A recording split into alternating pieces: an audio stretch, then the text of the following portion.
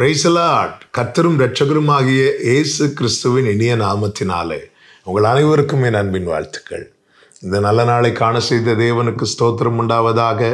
கர்த்தருடைய கிருபை உங்கள் அனைவரையும் சூழ்ந்து கொள்வதாக. 2 கொரிந்தியர் 12வது அதிகாரம் 21வது வசனம். மறுபடியும் நான் வருகிற போது என் தேவன் உங்களிடத்தில் என்னை தாழ்த்தும்படிக்கு முன் பாவம் செய்தவர்களாகிய அநேகர் தாங்கள் நடப்பித்த அசுத்தத்தையும் வேசித்தனத்தையும் காம விகாரத்தையும் விட்டு மனம் திரும்பாமல் இருக்கிறதை குறித்து நான் துக்கப்பட வேண்டியதாய் இருக்குமோ என்றும் பயந்திருக்கிறேன். கர்த்தருடைய பரிசுத்த நாமம் மகிமைப்படுவதாக. இந்த கொரிந்து சபையை கிறிஸ்துவுக்குள்ளாய் நடத்தினதனுடைய முழு பங்கு பவுலுக்கு உரியது. 18 மாதம் அந்த பட்டணத்தில் இருந்து கிறிஸ்துவை பிரசங்கித்து அந்த சபையை உருவாக்கி விட்டு அதன் பிறகு அங்கிருந்து புறப்படுகிறார். இதற்கிடையில் அநேகர் அங்கே வருகிறார்கள். அந்த சபையை குறித்து அநேக காரியங்களை கேள்விப்பட்டு நிருபத்தை எழுதுகிறார். அவர் எழுதின இந்த 2வது நிருபத்தில் அவர் சொல்லுகிறார், நான் உங்களை பார்க்கலன்னு சொல்லி நீங்கள் சிலர் ஃபீல் பண்ணுறீங்க. ஆனால் அதே நேரத்தில் நான் உங்களுக்கு சொல்லுகிறேன், நான் வரும்போது அநேகர் இன்னும் பழைய பாவங்களையே செய்து கொண்டு இருக்கிறதை கண்டு நான் துக்கப்பட வேண்டி இருக்குமோ என்று பயந்திருக்கிறேன் என்று அப்போஸ்தலனாகிய பவுல் இங்கே சொல்லி இருக்கிறதை வேதம் நமக்கு காண்பிக்கிறது. பிரியமான கர்த்தருடைய பிள்ளைகளே, நம்மை அழிவின் குழியிலிருந்து மீட்டெடுத்த நம் ஆண்டவராகிய இயேசு கிறிஸ்து எதை குறித்து துக்கப்படுகிறார் தெரியுமா?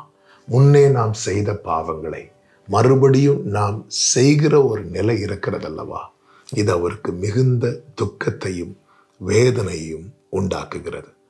எனவேதான் எபிரேயர் 6வது அதிகாரத்தின் 4, 5, 6 வசனங்களை நீங்கள் படிக்கும்போது அவருடைய பரம ஈவை ருசி பார்த்து இனி வரும் பலன்கள் மேல் நோக்கமாயிருந்து அதன் பிறகு மறுதலித்து போகிறார்கள் அல்லவா, மீண்டும் அந்த பழைய பாவத்தை செய்யும்படி போகிறார்கள் அல்லவா.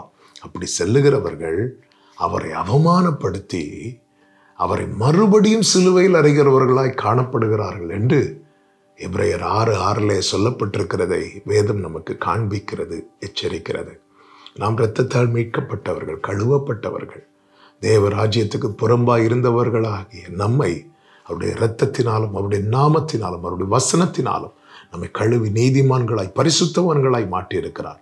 இப்படி மாற்றப்பட்ட பிறகு நாம் மீண்டும் அக்கிரமம், பாவம், அசுத்தமான காரியங்களை செய்கிறோம் என்றால் அது நம்மை மீட்டவரை மிகவும் துக்கப்படுத்துகிறதா இருக்கிறது.